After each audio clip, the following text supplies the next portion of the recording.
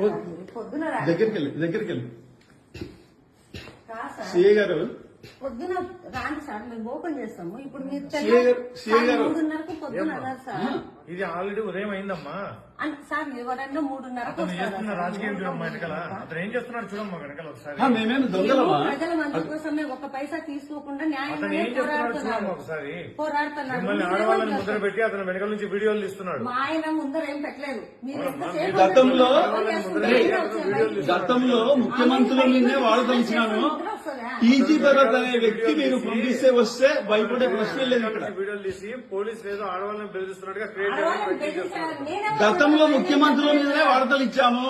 చూడయ్యా, మీరు పొద్దున్న రమ్మన్నట్టు రావచ్చు కదా సార్. మళ్ళీ మీరు ఎంతసేపు ఉండాలా?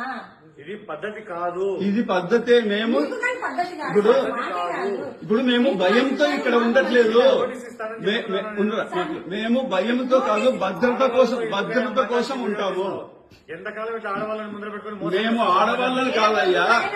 ఈ టైంలో 10 మంది పోలీసులతో వచ్చి రావాల్సిన అవసరం ఏంటి నీకు? దొంగల్ని పట్టుకోవడానికి రాత్రి కూడా వస్తాను. 10 మందితో రావాల్సిన పట్టుకోవడానికి రాత్రి దొంగలు కాదు. ఇక్కడ బాధ్యత గల జర్నలిస్ట్ మీ మాదిరే ప్రజల కోసం బాధ్యత గల పనిచేసే జర్నలిస్ట్ దొంగల కోసం